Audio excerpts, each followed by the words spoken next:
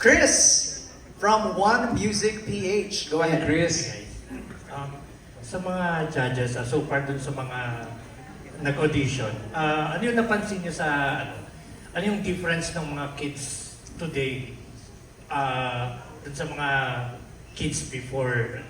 Ano yung napapansin yung mga ano nila?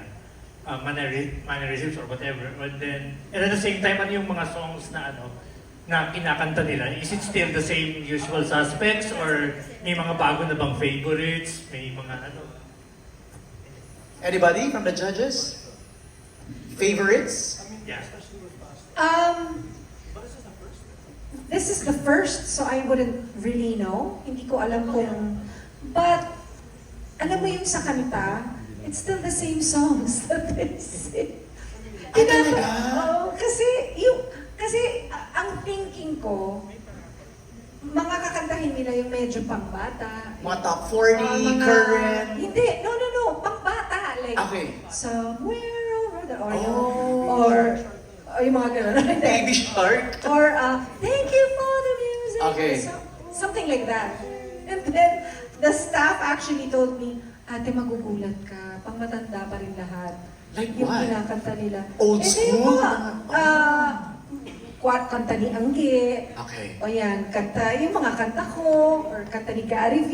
Yung kumbaga, hindi pa rin dun sa age. Hindi edad nila. Hindi pa rin nila edad. Kaya nga parang excited ako noon kasi parang, baka nag-iba na sila. Hindi pa rin. Kumbaga, panglaban. Nung panahon ko, we call it panglaban songs. Okay. So, And that's good also, Okay pa rin kasi yun, it's a competition That's It's a right. competition. So, ibig sabihin, meron pa rin silang gano'n. Alam nila na, no, this is a competition. I have to sing a difficult song so that I stand out. Right. So, gano'n pa rin. Walang nabago from my time, for me. I feel like the kids have always been talented. I mean, in general, Filipinos are talented, but feeling ko mas nag-improve yung mga magulang. Mas nag-improve yung magturo nila sa mga kids. Oh, ito sasabihin mo, ha? Yung coaching, Ito yung no? ano mo. Kasi Okay. sa part na to ng song, ito yung gagawin. Ibig ko yung patawa. So, ganun ka. Tapos may kilay mo sa kabila. Yan, good. Okay yan.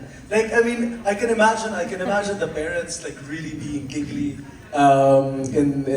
before they go in, di ba? They're actually very serious. Ay, sabi ko nga, na talagang sobrang serious na, sobrang kinakabahan din yung mga magulang. I bet mas serious pa sila dun sa Kasi some of them, might be yun yung pangarap nila, pinasa nila sa kids, di ba? Parang may ganun May ganon kay MJ, madami. Di ba? At saka mapapansin mo sa mga kids.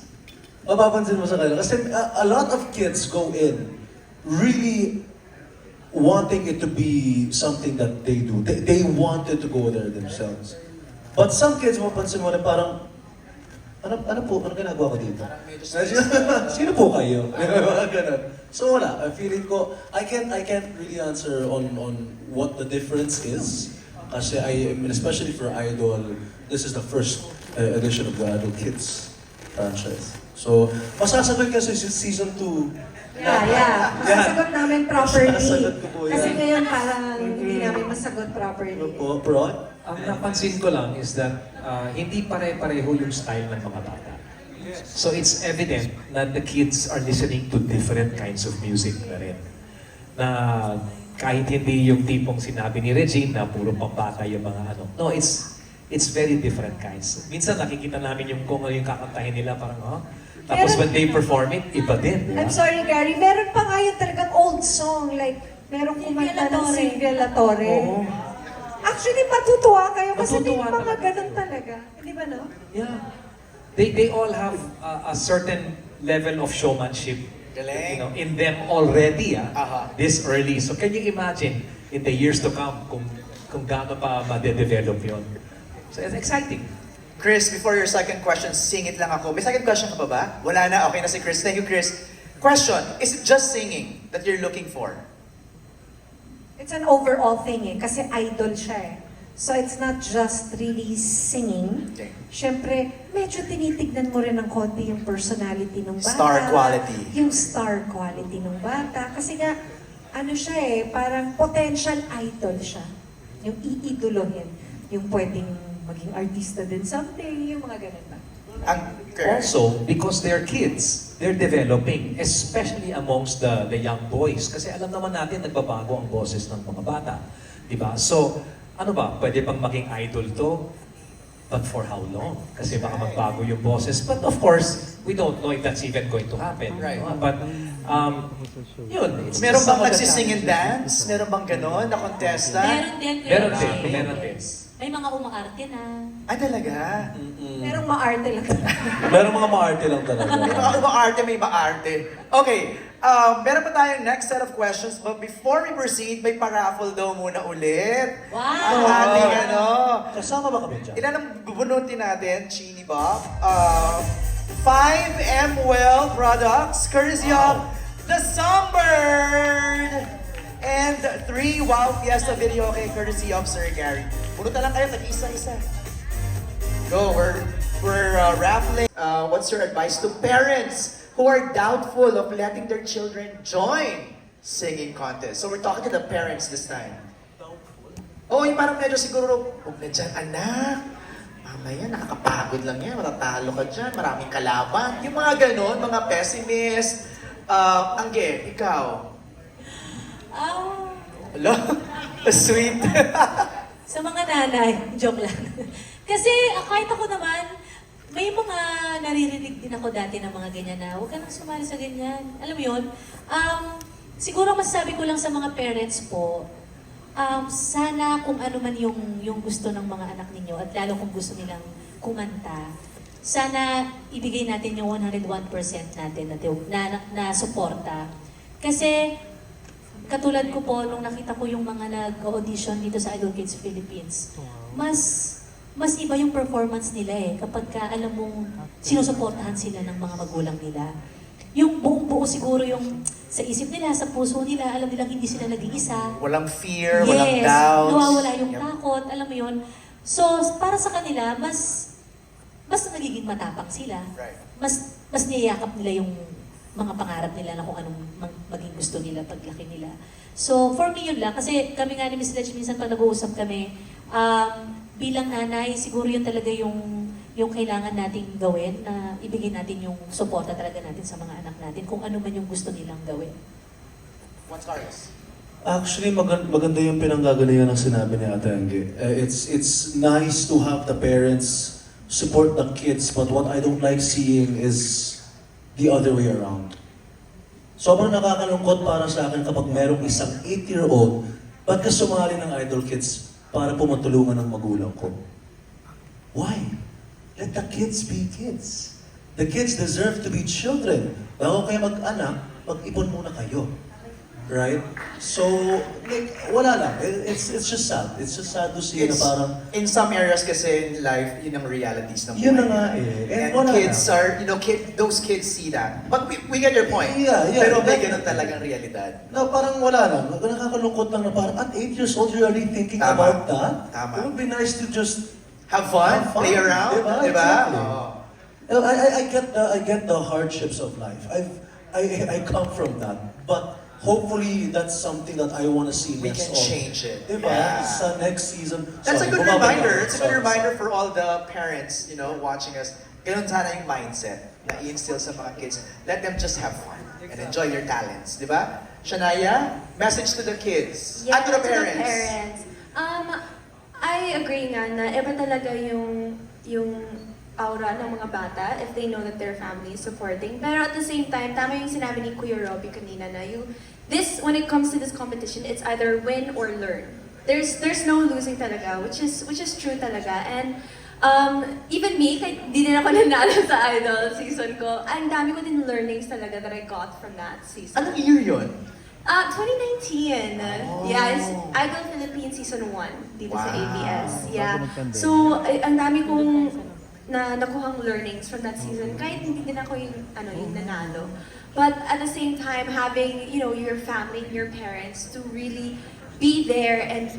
Kasi parang, when you're a kid, how can you believe in yourself when your support system is your parents?